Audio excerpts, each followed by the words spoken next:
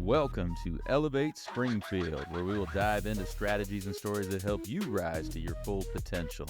Each episode, we'll talk about how you can take intentional steps to elevate your life and your business while making a meaningful impact on those around you.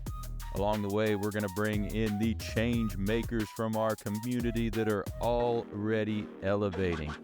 We'll bring the actionable strategies, you bring the discipline and follow through, and together we can elevate Springfield. All right, let's go, Springfield. Time to 10x your life, your business, all of it. Time to crush those goals. Time to get after it. Let's go. You are listening to the Elevate Springfield podcast. Robert Ferriell here, certified 10X coach, speaker, and mentor, here to bring you actionable strategies. You bring the discipline and follow through, and together we're going to elevate Springfield. We're coming to you again from beautiful downtown Springfield in the Big Dog Construction Studio. Hey, we've got so much going on in Springfield right now. Make sure you are participating. Get out there, network with folks, be a part of the community, support local businesses, support local nonprofits, and let's go. We can all grow together.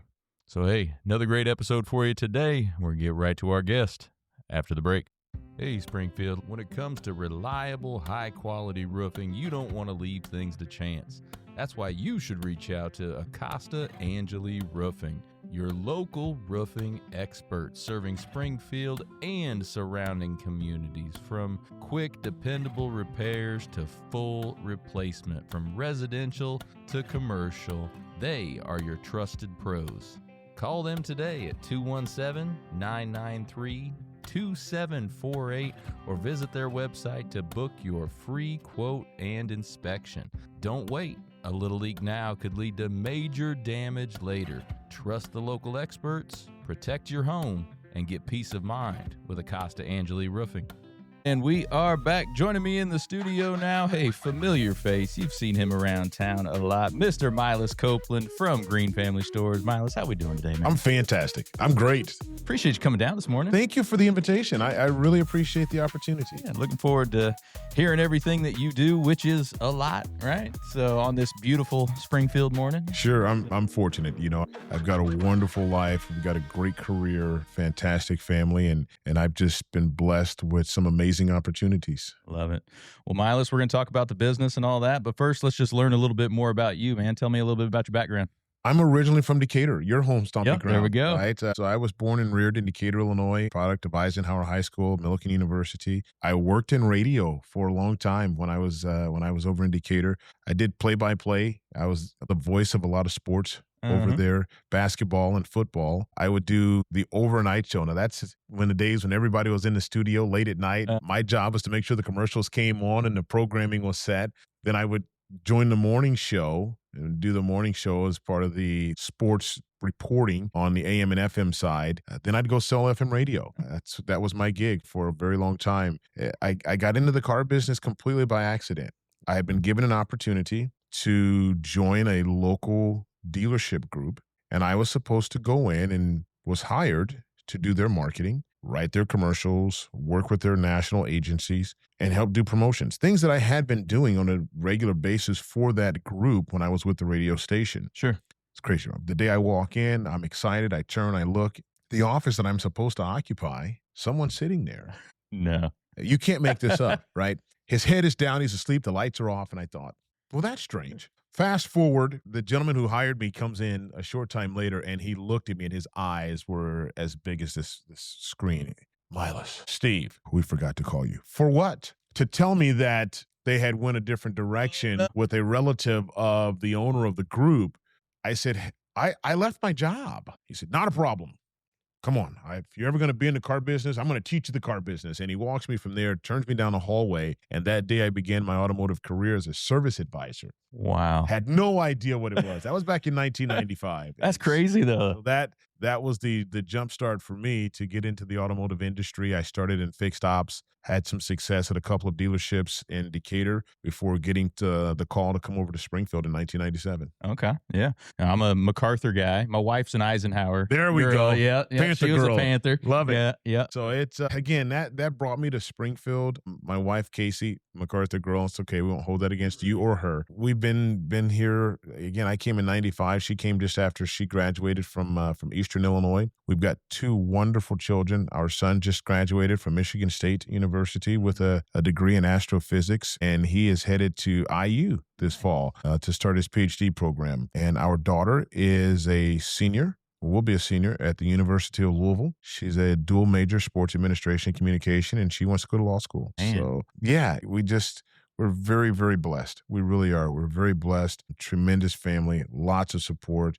and what I believe is still a great community. And we're doing a lot of great things in this community, for this community. As the current board chair of the chamber, I want to see businesses thrive. I want to see our community thrive. And I want to see people do better. That's really my passion. My passion has always been to try to help. And I think that's what fuels me in a lot of different things that I do. And so when you say, what do you learn about me? The catalyst would be I enjoy helping others. And that's what leads me to do a lot of things that I do. Yeah. You said astrophysicist. Yes. That's one of those that when you hear that, you don't hear it often, but when you hear it, it's like one of those, there's man, that's some smart stuff right there. He's a different bird. He really is. I like to tell people he enjoys playing with lasers. That's kind of how he explains it to me. He dumbs it down for me. He really does. He said, because when I asked him, okay, what's your PhD? And he said, just say AMO, Dad. People know what that is. And I said, well, what is it, Asen?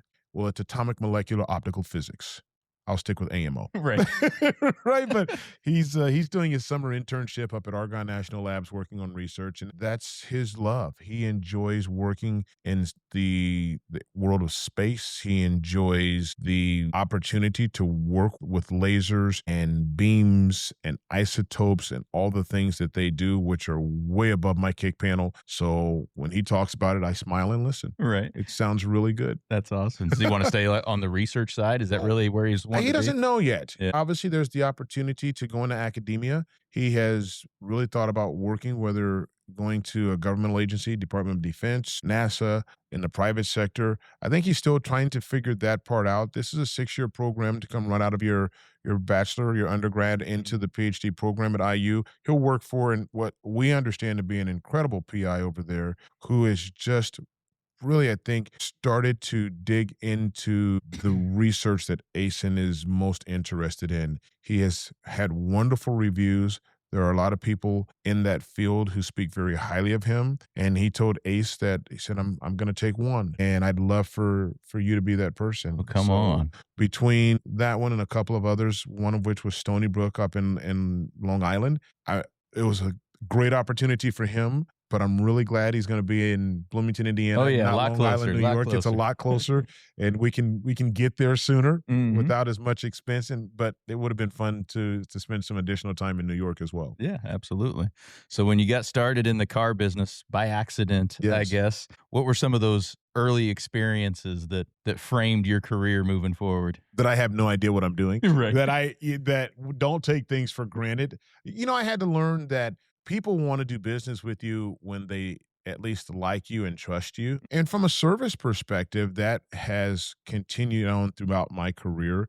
I had to learn that just because you're in the business and just because you're servicing vehicles doesn't mean that everyone understands what we're talking about. Now, again, we're going back to the mid-90s, and so things were a lot different then in terms of, I think, the availability of some of the information that we had to provide daily. But I had to, again, learn the business from the inside out. I started what I thought was going to be on the front of the house, and I went back to the back. And so when I had technicians telling me that a vehicle needed A, B, C, and D, the first thing I had to find out is what is A, B, what does it do, and C, what are the ramifications if it's not done. Then I became a parent. It was just conveying that same message to our customers and trying to explain why they needed to do what was being recommended, the benefits of doing that, and then, again, weigh that against the probabilities of what would happen if the service wasn't done.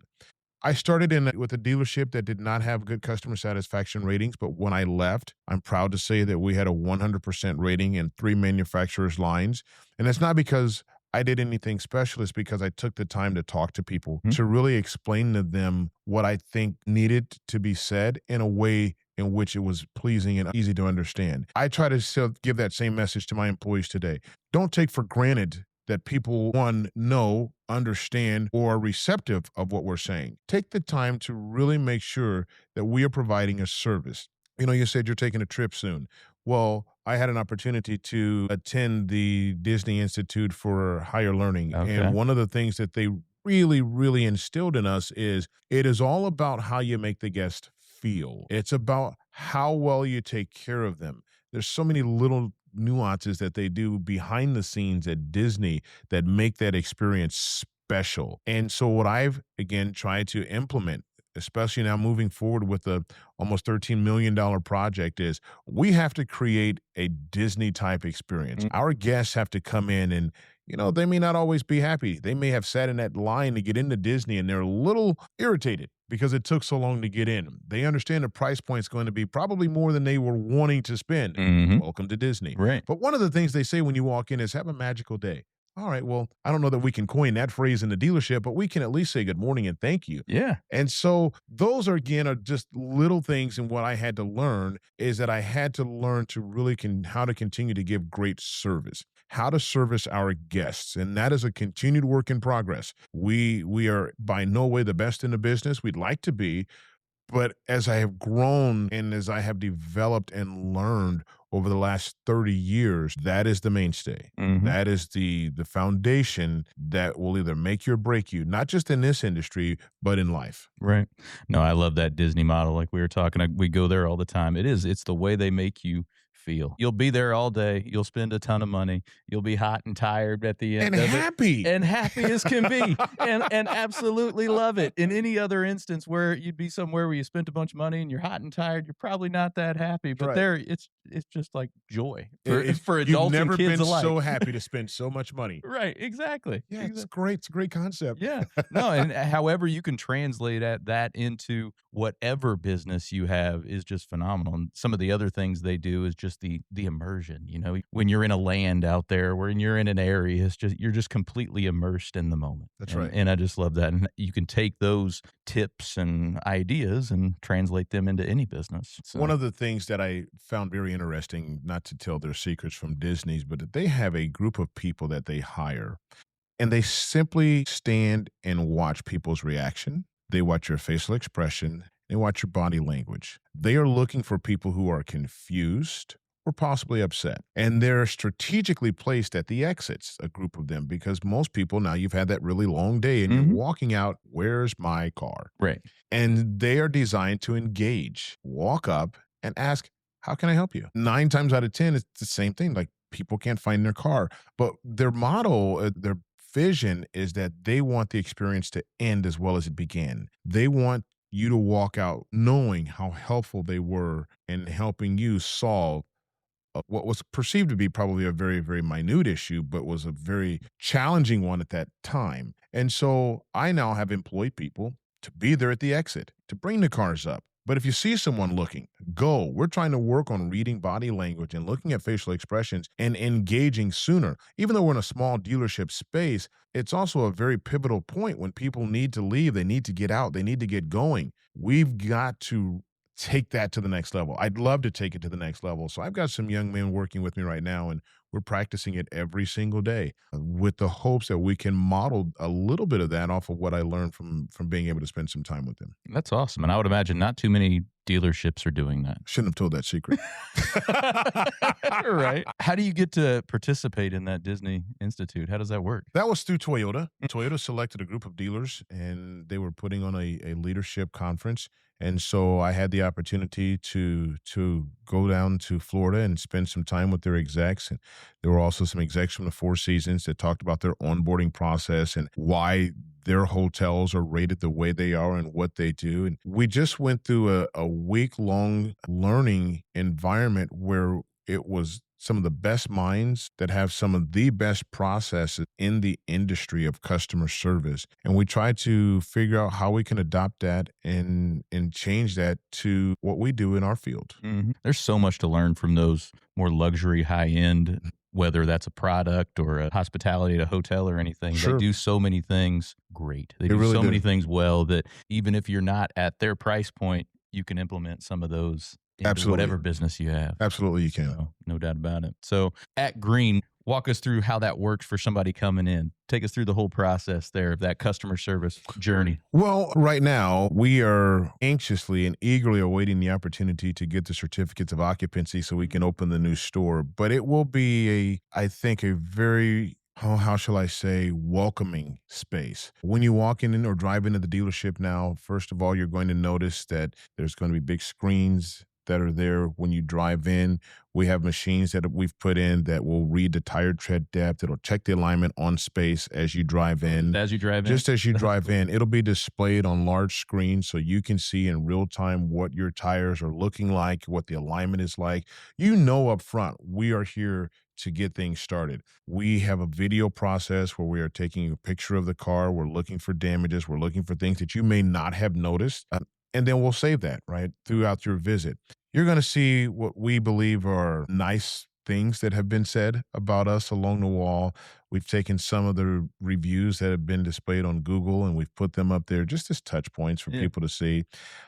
The first thing you'll notice if you're new to, or if you've come back to us, is that it's a completely air-conditioned system now. Everything is climate-controlled. Our advisors have all new space. We've got everything from cappuccino to flavored coffee to sparkling waters. I worked with Diane over at Wiley, and we just have a fantastic furniture layout. The amenities and the soft points came with Kim's staff and her group. And so we wanted the guests to feel like if you have to stay, I want you to be as comfortable as possible. Yeah. I want you to feel like I can sit here all day long.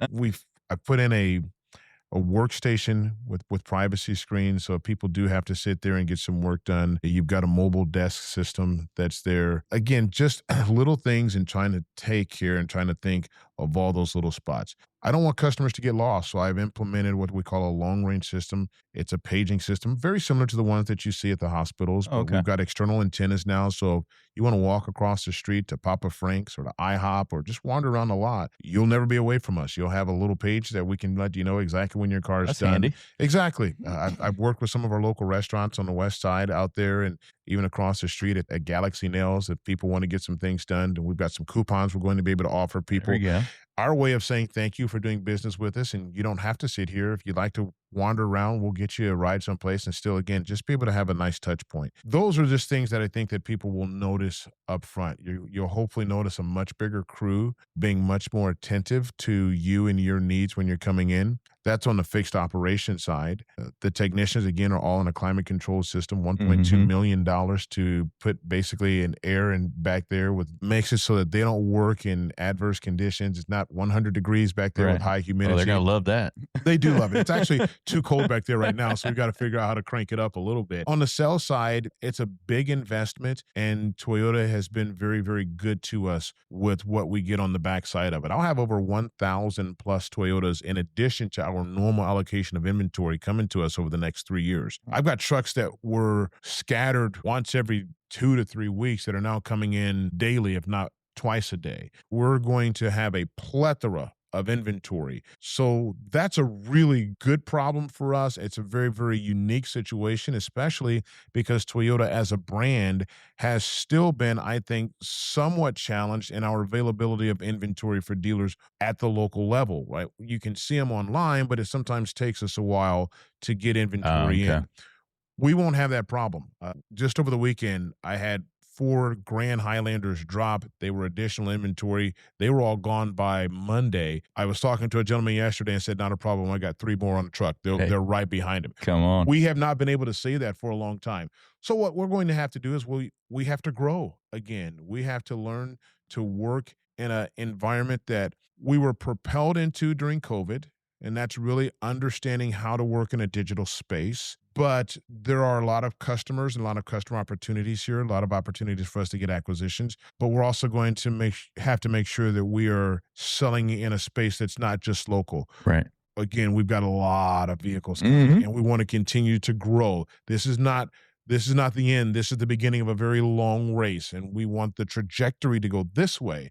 And that all takes place with what we're doing now, what we'll be doing over the next 2 to 3 years. So we want to grow. We have to grow. Right. I'm looking for great people who want a great opportunity and a great space with great product availability. And I think if we can make all those things match up, it's going to be fun. And I know that sounds very, very like cliche-ish, but it's going to be such a fun run. I'm super excited. It's been a long 16 months. Sure. Oh, I bet it has. It's 15. It's been a long 15 months, Right, but right. we're almost there. I tell people now that people ask, "Is your building done?" Right. It's almost a laughing joke. Right. Are you done yet? I said, well, I'm on a 20 going in. That's right. I'm on a 20-yard line. I can see the goal line, and I am going in. And I at least want to pause and say a special thanks to the men and women of organized labor in this community, the Central Illinois Builders and Trades. They've been great. It's a blended project, and that's not to take anything away from the non-trades that have helped us on this project, because they have been fantastic as well. But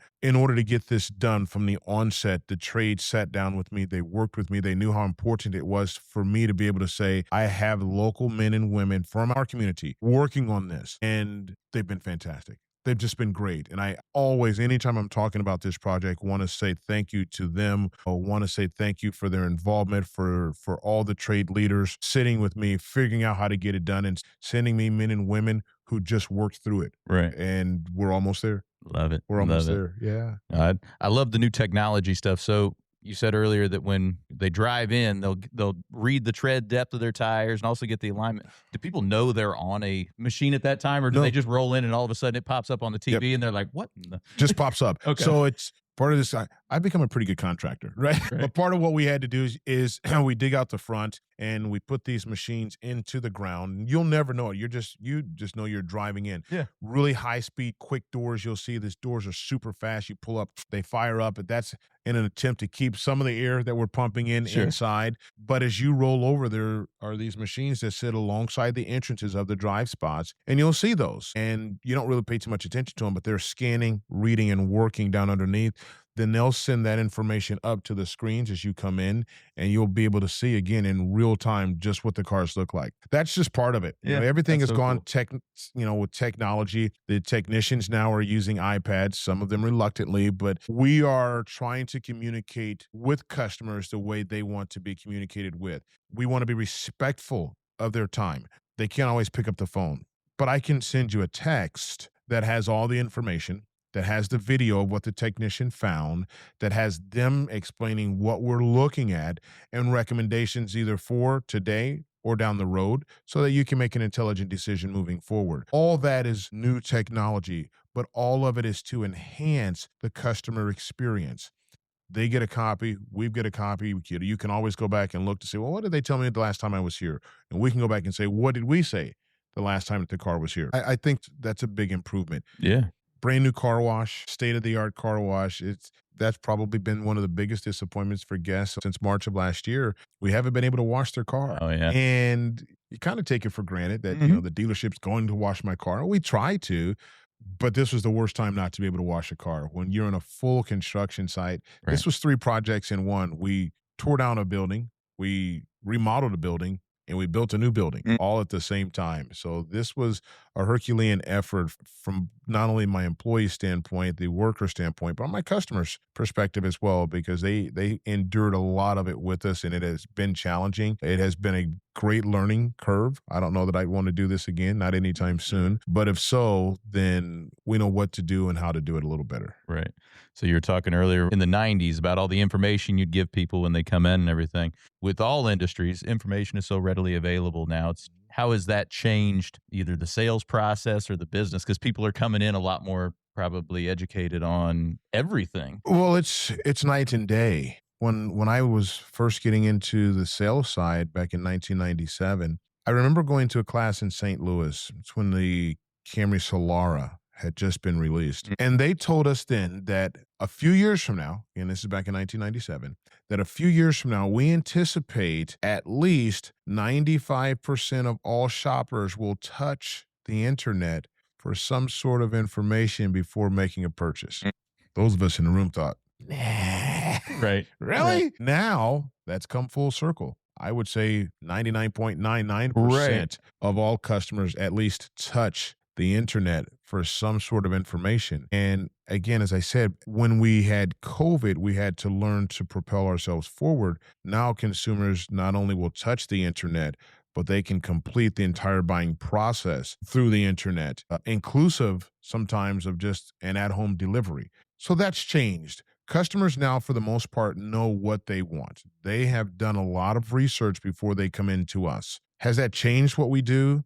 A little bit, not really. We still have to be knowledgeable about our product. We still have to be knowledgeable about different options from different manufacturers. And we really still have to be understanding and receptive to what the consumer is telling us and try to figure out the best vehicle that meets their needs. Now, again, customers know. They've spent time scrolling at home on their phones, going through some different sites while they're at work.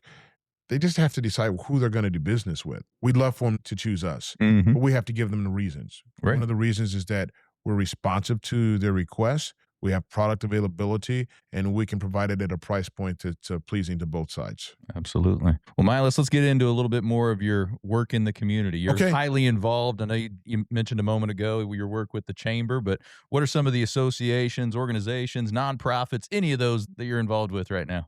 I get to do a lot of things. Yeah, I was going to say all of I them. get to do a lot of really fun things. I am fortunate enough and very blessed right now to be the board chair of the Greater Springfield Chamber of Commerce. We want to continue to push for the benefit of all businesses in our community. My goal has been, as the board chair, to really try to figure out how we can expand that reach and that knowledge to businesses across all sectors, regardless of what side of town, what ward you're in. I want all businesses to thrive and to grow. And if we're being honest, it's been a little challenging. We've seen some businesses close. We've seen some people that have been with us a long time have to say it's just not for us anymore. And that's tough. You really hate to see that. There are people coming in, there are new businesses coming in, but you really hate to see some have to make the decision that it's time to go a different direction because it's no longer sustainable for whatever reason. But that's one role. I sit on the board of the United Way. I'm able to see in real time some of the great work that the United Way is doing for other agencies in our community. My wife is a development officer for SIU School of Medicine, specifically with the Alzheimer's Association, and I sit on her board as well. I lost my father back in 1994 to Alzheimer's, so that one is very close to my heart. Sure. They are doing some amazing research in this community, and I think Springfield, if there's one thing that you should know if you don't know, and that is all of the work that SIU researchers are doing that are benefiting not just Springfield, but everything in south of I-80 all the way down to Southern Illinois. Just earlier this week, they had the SIU On Par for Pediatrics golf event, and Dr. Doug Carlson, who's the chair of the pediatrics group, was explaining all of the things that they do. It's things we don't think of, right? It's things that not every child is sick enough to have to go to the Ronald McDonald House. Sometimes they just need help with meals because they have to travel back and forth. Sometimes the parents need a little gas. Sometimes they need a hotel. Sometimes they need infusion machines. It's all the things, again, that you just don't think of, that SIU is the cornerstone of helping to provide that. So again, you will hear me say fortunate because it's an opportunity, but Dr. Aaron and Dr. Kevin Haskell, who are the leading researchers with the Smith's Alzheimer's Center, are amazing. They are just doing great work, and that takes nothing away. In fact, it just continues to highlight what's being done at Simmons Cancer Institute as well. So, and that's what I love about, this show in general, is being able to highlight stuff like that, because there's so much going on in Springfield that people just don't know. Yes. The reach of some of the folks and some of what's done here that reaches across the state, of course, across the country, and across the world. There's just so many great people doing so many great things right here in our town. Right here in our community. The Sangamon Growth Alliance, I serve with the Growth Alliance. Once more, it's an opportunity to have a site from inside. The SSGA is working so incredibly hard to try to attract business to come to our community. And sometimes I think they get a bad rap. People don't always understand or appreciate the level of work that they are doing. It's constant. It is constant work. And they have been responsible for bringing not just a data center, but other businesses to our community. And they are trying desperately to help place those businesses in all parts of our community that will benefit all of our community. And again, I'm honored to have a seat on the inside and be able to see that up close and personal. I think Yeah, Ryan's great. Ryan and his team there are great. Done a lot of things with Ryan and Amber Krager. That's right. She's on the board with me at Local First Springfield and everything. So they just do great work. They're fantastic people. The last two, I think, is I would start with I'm on the executive team of the Illinois Auto Dealers Association. Our model is very simple. We are advocating for franchise dealers in the state of Illinois. It is a process that is every single day. Joe McMahon and the team over at the IADA, it's nonstop. And, I just watched them come through a recent lobbying session where they were trying to get some things passed for the benefit of dealers. Again, it's those things that go unnoticed. It's things that happen behind the scene. But our job as an association, what they do at IADA is to make sure that, hey, that $13 million that we're putting up in a community with local community people, that doesn't get eroded by people making policies that don't support what happens at the local level. We've got a lot of dealerships operating in this state, and a lot of us all do the same thing. We support the men and women and families in our community, whether we're doing a Little League sponsorship or a major event. When we put our name to it, it's never free. That money comes right out of our bottom line. When people at the Capitol don't understand that and don't appreciate that and allow policies to come through that adversely affect that, it's a big deal. Yeah. So that one, again, I take it very seriously. I appreciate the opportunity to sit there and to help advocate for dealers and franchises in our state. And last but not least is my own foundation that I started in 2004, which is the Peacekeepers. And that's an organization that was created to support the men and women of law enforcement and the Illinois military. It's a motorcycle ride and now a motorcycle Jeep event. This year is our 23rd annual event. Nice. It's the largest motorcycle and Jeep ride rally in the area. And half the money that we bring in goes right back to the Illinois Military Family Relief Fund, which was a fund that was established as a result of the September 11th terrorist attack. Any serviceman or woman that's called to active duty can apply for a hardship grant. And the IMFRF is the fund where that grant is originated. So we give to that fund every single year. And then the second half, we provide scholarships to dependents of anyone who is a military or law enforcement family. Amazing. So we, again, in real time get to see the benefit of what we do. And it's a third Sunday in July and we go out and we have some fun, but we're really, really raising money for great causes and great people. And over the last 8 to 10 years, we've tried to have an even bigger impact by picking something or someone in our area that has had a real adverse action happen, whether it was through loss of life or something else, and we give directly to them as well. So that's a lot. It seems like a lot. It is a lot. You juggle the time. You try to keep the balls in the air and make sure the plates aren't falling. What's the route for the ride? This year, we start at the 183rd. Mhm. So we'll begin again at the 183rd. Colonel Straley has been just great out there for us, and They're awesome out there. they're Done a lot with fantastic. 183rd, yeah. So we'll leave the 183rd, and with the help of all of our law enforcement partners, we'll head to Palmyra. We'll go to the old number 7. It's funny, we tell people that when we're coming, we've got a ride, and everyone's, oh, it's great. Yeah, we can handle it. And I said, well, hold on. We're a little bigger. We're okay. How many are you expecting? Anywhere from 8 to 1,200. All right. But maybe we should plan a little bit. We'll head to Palmyra this year. We'll leave the old number 7, and we're going further south than we have in a very long time. We're going all the way to Grafton. We'll go down to the loading dock. Uh-huh. They're creating a space for us to pull all the motorcycles inside. It'll be a covered catered lunch for us down there, and just a beautiful scenery. If you've been to the loading dock, down in Grafton, it's just an amazing area and a fantastic venue. From there, we'll leave. We'll head back up north. We'll go to the city of Carlinville. We'll take over the Carlinville Square once again, and then we'll kind of navigate our way back up along the western side of the county, and we'll finish at the Casey's Pub, where Linda and her team have a band in place, and we'll open up. No, they're normally closed on Sundays, but they're going to open up and welcome us, and that will be our route this year. Come home. Very cool. So where do people go to get signed up for that? They can do it on Facebook.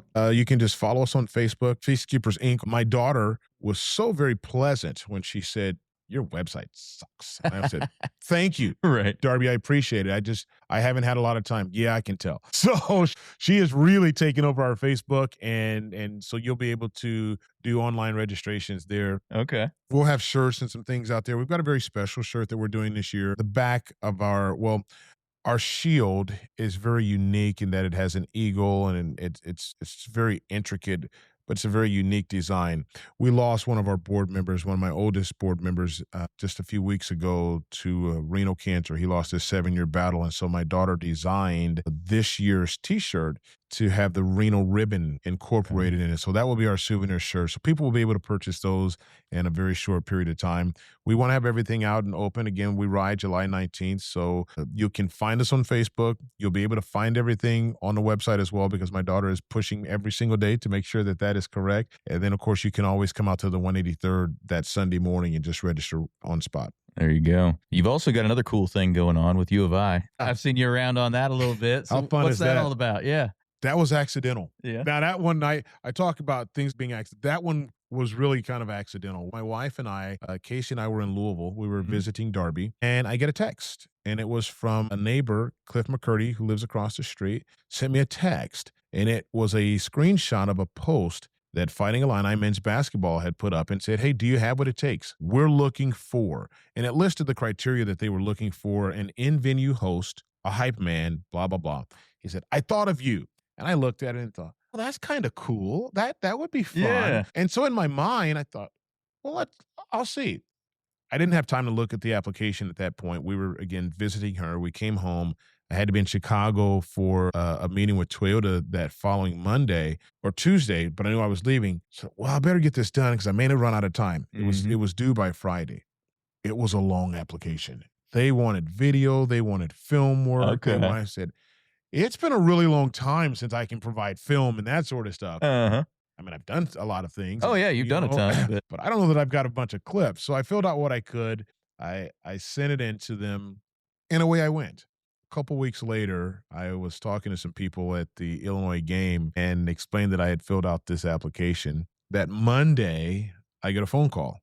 It said, hey, we've got your app. We'd like for you to come over for an audition. I said, well, when? They said, Wednesday. I said, this Wednesday?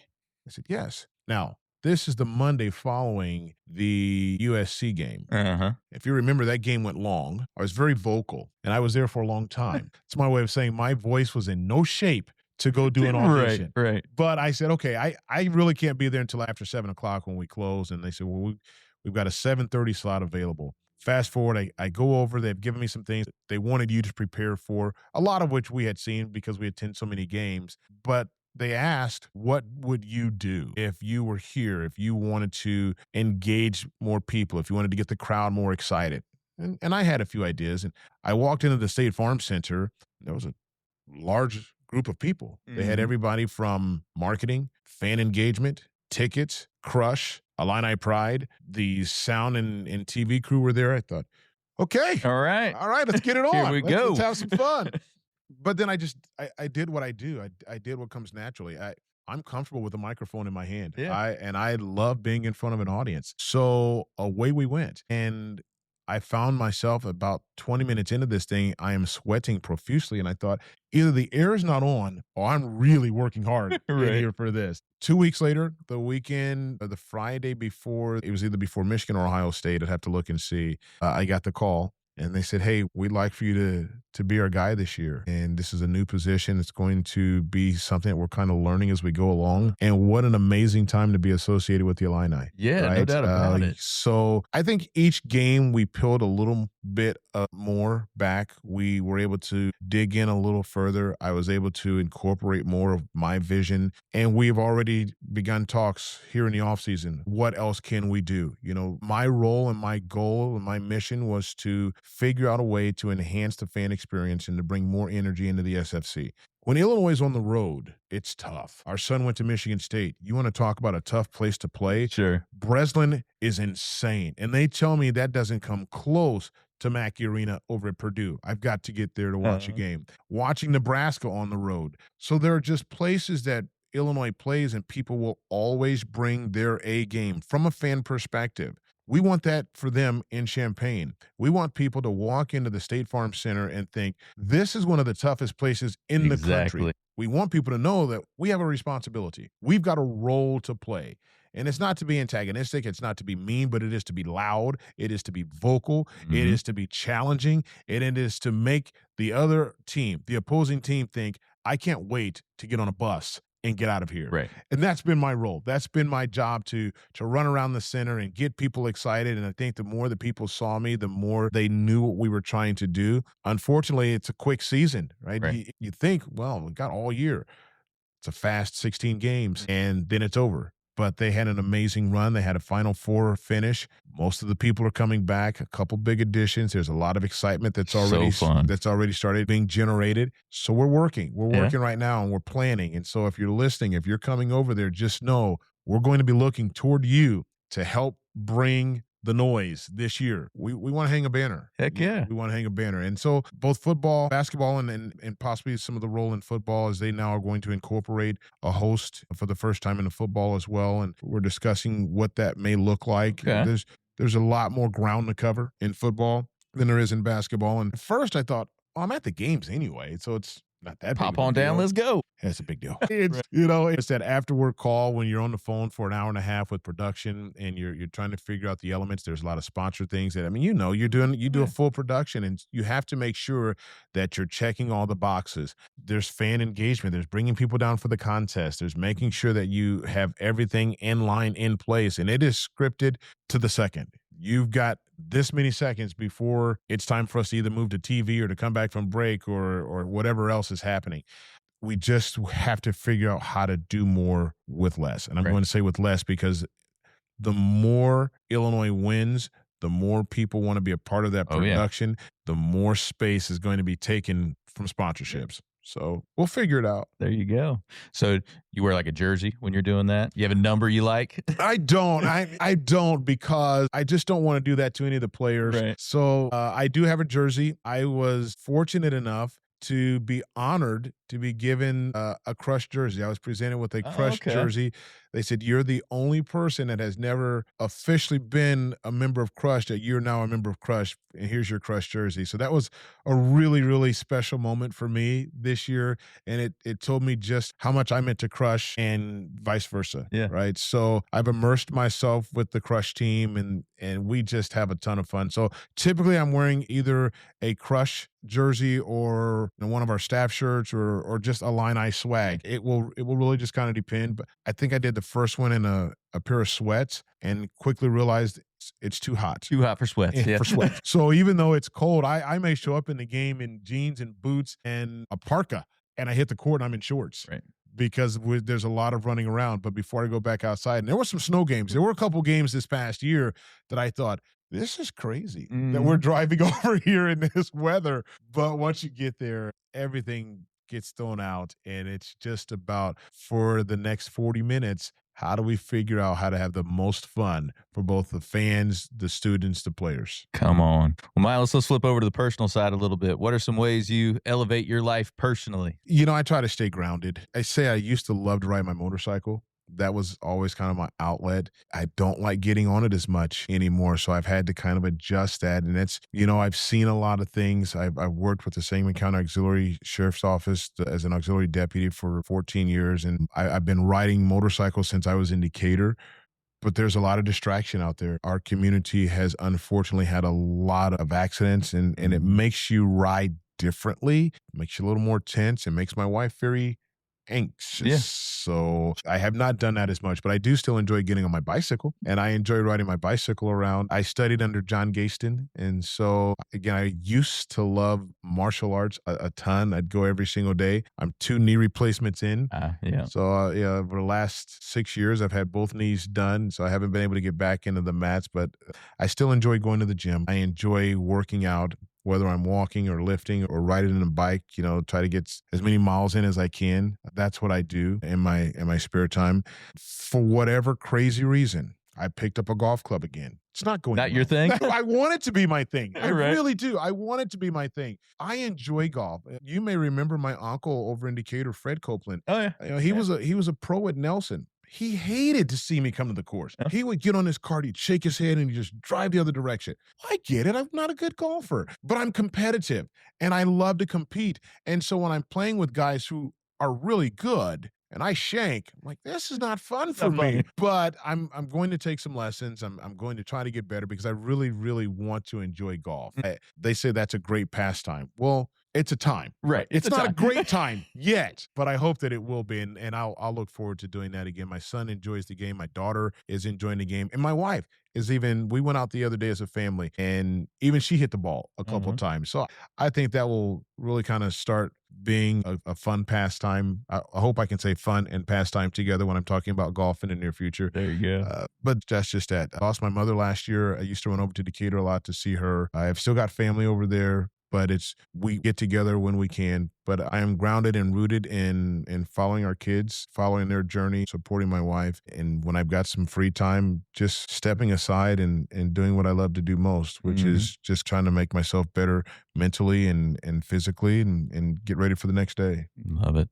I spent a decent amount of time at Nelson Golf Course because that was, when I was a teenager, late teens, young and broke, that was the most affordable place to go in Decatur. So, which means you didn't hit the cars on 36. Well, I wasn't that good, so I can't say there wasn't a few times where it went to the road. I can't say that it hit a car, but it certainly went to the road. I guarantee that. That's awesome. Yeah, every time I would go back to Decatur, I'm driving down 36 there, and I see that spot right there. Like, yep. Been there. Been there. Done that. Yep. I would turn around. I'll this one drive. I still drive the ball well. My tee shots are great. It's just the other stuff that falls apart. Anyway, but I drove the ball, and what I thought was going to be a really good shot, it just kept going left. And kept going left and kept going left. And before I knew it, I'm off. I'm way over the eastbound lanes of traffic. And I've got westbound coming at me, and I'm thinking, this is going to be bad. And I turn around, and my uncle is sitting in his golf cart, and he looks at me, and he just shakes his head and drives the opposite direction. He doesn't even say anything to me. Right. And he called my dad, and he said, he shouldn't be out here. He just shouldn't be out here. He just doesn't take it seriously. I said, I'm just not any good. Right. I don't take it. I'm just not good at that. Uh-huh. That's okay. Yeah, I never really got good. I got decent for a little while when I was playing, but I really haven't played consistently for probably 20 years. So that's the key. And when you look at people that play all the time, okay, if you're a bad golfer, you've got 100 swings. Right. And you've got 100 swings, once a month, twice a month, that's 200. Well, there are people that are hitting the ball or swinging 200-300 times a day after a round. Right. They're going to be much better. And I've come and I've grown to accept the fact I'm never going to be that, but I'd like to be better than what I am so that I can at least go out and enjoy the game and not want to, toss a club. Right. Exactly. We played last week, and one of my buddies said, hey, don't bring any good balls. I said, why not? He said, because you're not going to find them. Just don't bring any good balls out here. And he was right. We had the opportunity to play at Panther, and they are getting it tournament ready. Yeah. That's not for me. Right.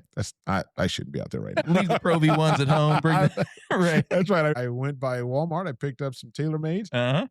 It was so funny that my first drive went a little right, and I was still in the fairway, but one of the guys that I was playing with looked at the ball and thought it was one of the old range balls and just kicked it back over to the side. So anyway, but yeah, those are my vices, and I still love to do some announcing. Yeah. I enjoy helping organizations. I do a lot of MC work, both in the community for different organizations, helping them raise funds for whatever their cause is.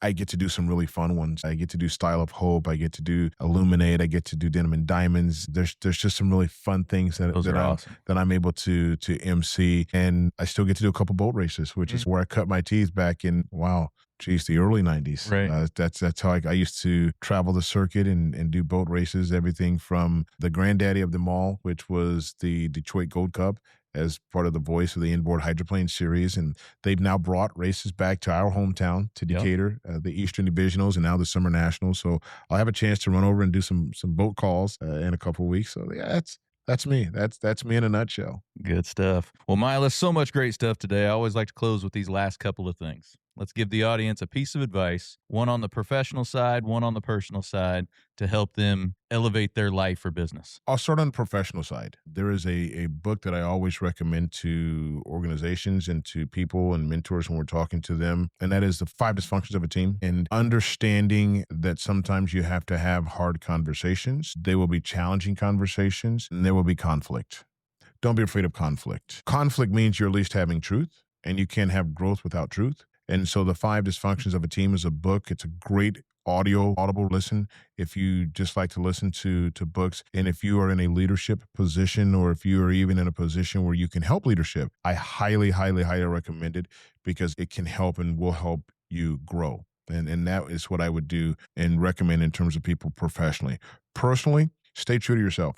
Take time for yourself. There are no second chances in terms of capturing time. That is one of the things that I had to learn in our business. When I first came over here in 97, I was of the belief that we always had to be there for every single deal and every single person. And it's not that I was an absent father, not by any means, but there were times when we would come home at 8:00 at night. Sure. Everyone else has already thrown the ball around and had dinner, and we're just coming home. My kids laugh today. They're like, we thought eating dinner at 8:30 was normal. Right. And so I tell people, especially when I see people around me with younger kids, take advantage of those moments. Make sure you not only hit the events, hit the games, hit the practices, hit the tryouts, hit those times, those things that you're like, I'll catch the next one, because the next ones aren't always promised. And we know that all too well in our community. And that is what I say to people personally.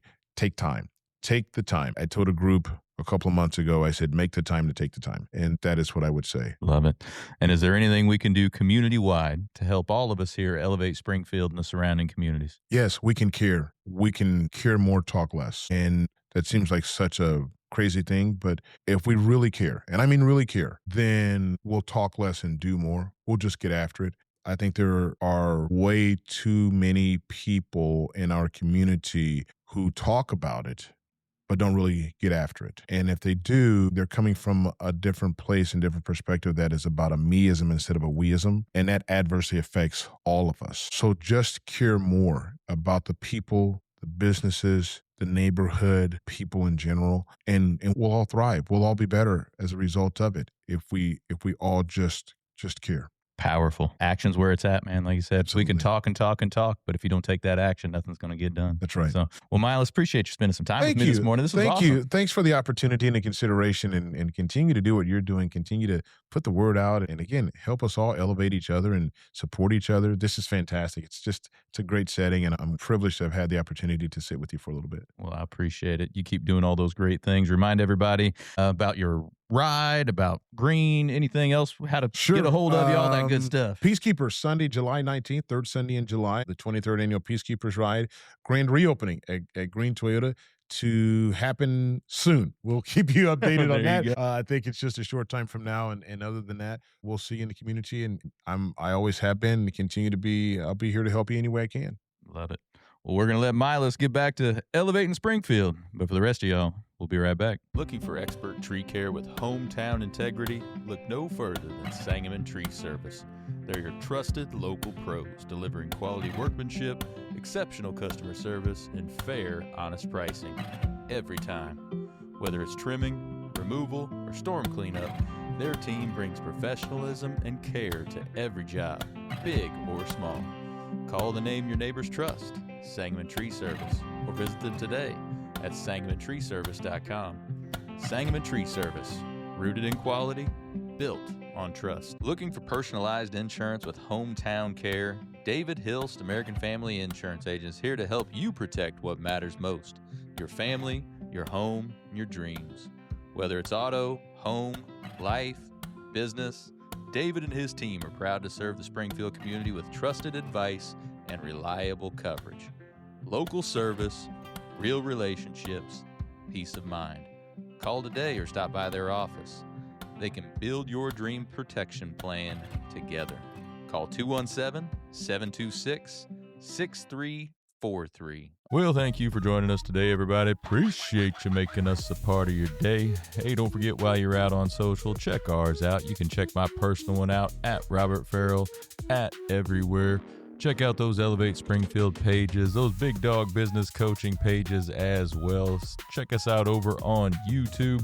Give us a subscribe, give us a like or a follow on any of those channels. We would certainly appreciate it. So, hey, take what you learned today. You bring the discipline and follow through, and together, that's right, y'all, we're going to elevate Springfield. Be great. When I first walked into Shudokan Karate Club, I was just looking for a way to get stronger, but what I found was so much more. Here we train in traditional karate, the real stuff. passed down through generations. Every punch, every kata has purpose. I've learned self-discipline, confidence, and how to protect myself. Not just in class, but in real life. It's not about being aggressive, it's about being prepared. This is more than a club, it's a way of life. Join us at Shudokan, traditional, powerful, real. Ki-ai!